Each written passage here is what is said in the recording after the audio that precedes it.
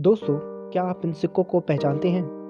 इन सिक्कों से जुड़ी बहुत सी खबरें हैं कि ये सिक्के अब नहीं चलते। बहुत से लोग ये भी कहते हैं कि सिक्के नकली हैं। पर क्या ये सच में नकली हैं या केवल अफवाह है? चलिए समझने की कोशिश करते हैं। सबसे पहले 10 रुपए के सिक्के के बारे में बात करते हैं। इसे आरबीआई ने 2005 में पहली बार जारी किया था।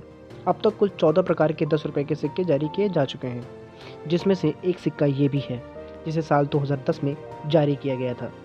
साल 2015 में एक खबर आई कि इन सिक्कों की नकल बनाकर कुछ लोगों ने बड़ी मात्रा में बाजार में इस्तेमाल किया है। इस खबर के आने के बाद तहकीकात हुई और उन लोगों को पकड़ लिया गया। इस खबर के आने के बाद लोगों के मन में एक असमंजस सा पैदा हो गया था इन सिक्कों को लेकर, जिसके बाद आरबीआई ने एक प्रेस रिलीज किया और बताया कि ये 10 रुपए के सिक्के नकली नहीं हैं। इनसे जुड़ी अफवाहों पर ध्यान ना दें।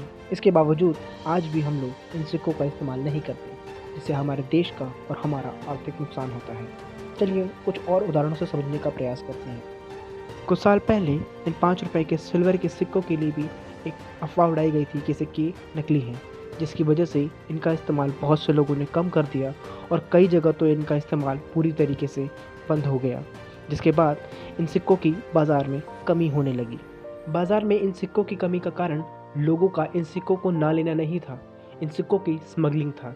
इन सिक्कों को स्मगलिंग करके बांग्लादेश भेजा जाता था, जहां इन सिक्कों को पिघलाकर ब्लेड बनाई जाती थी।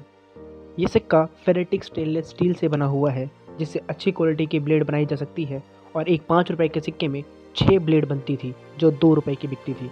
इससे इन स्टील व्यापारी को बहुत मुनाफा हुआ, जिसके बाद कई न्यूज़ एजेंसीज ने इस रिपोर्ट को पब्लिश किया और ये घोटाला सामने आया। उसके बाद कार्रवाई हुई और इसे बंद करा दिया गया। ऐसी ही एक और घटना है जो धीरूभाई अंबानी से जुड़ी हुई है।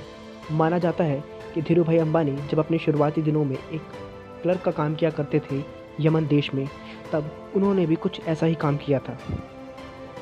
जब धीरूभाई अंबानी यमन देश में क्लर्क का काम किया करते थे, तब उन्होंने नोटिस किया कि जो वहाँ की मुद्रा है रियाल, उसमें जो चांदी का इस्तेमाल किया गया है वो उस सिक्के पर छपी हुई मुद्रा से ज़्यादा है। बस इस चीज़ का उन्होंने फ़ायदा उठाया और उन सिक्कों को इकट्ठा करना शुरू किया और उन सिक्कों को इकट्ठा करके पिघलाकर उनसे जो चांदी निकली उन्हें ब्रिटिश व्यापारियों को बेच दिया। इससे उन्होंने बहुत मुनाफा कमाया। इस बात का पता यमन अधिकारियों को कई महीनों बाद हुआ, जिसके बाद उनकी अर्थव्यवस्था को बहुत नुकसान भी हुआ और तब तक धीरूभाई अंबानी करोड़ों रुपए का मुनाफा कमा चुके थे। और ऐसे कई से कारण हैं जिसकी वजह से ये झूठी अफवाहें फैला दी जाती है, जिसका नुकसान देश और देश की आम जनता को आर्थिक रूप से उठाना पड़ता है। इन दिनों एक ऐसी ही अफवाह 1 रुपए के छोटे सिक्के को लेकर भी फैलाई जा रही है कि सिक्के नकली हैं, जबकि ऐसा नहीं है। इन सिक्कों का छोटे होने का कारण कुछ और है। दोस्तों, इस सिक्के में फेरेटिक स्टेनलेस स्टील का इस्तेमाल किया गया है। इस सिक्के का वज़न 4.85 ग्राम है। इसमें 1 रुपए की वैल्यू से कम के धातु का इस्तेमाल किया गया है, ताकि भविष्य में ऐसी कोई घटना ना हो जिसमें सिक्के को पिघलाकर इसका दूसरा इस्तेमाल किया जा सके। दोस्तों, इन अफवाहों की वजह से आम नागरिकों को और देश को आर्थिक रूप से नुकसान होता है। इसीलिए इन सिक्कों से जुड़ी अफवाहों पर कुछ सज़ा का प्रावधान भी है। अगर आप भारतीय रिजर्व बैंक द्वारा जारी किसी मुद्रा को स्वीकार करने से मना करते हैं, तो ये उस मुद्रा का अपमान माना जाता है, जिसके लिए आपको आईपीसी की धारा 124A और धारा 188 के तहत 6 महीने से 3 साल की जेल या जुर्माना या फिर दोनों हो सकता है। इसलिए दोस्तों, ऐसी अफवाहों पर ध्यान ना दें। इस देश के जिम्मेदार नागरिक होने के नाते आप तथ्यों को पहले समझें, उसके बाद अपना डिसीजन लें। ये वीडियो पसंद आए तो वीडियो को लाइक करें, चैनल को सब्सक्राइब करें और इस वीडियो को ज़्यादा से ज़्यादा शेयर ज़रूर करें।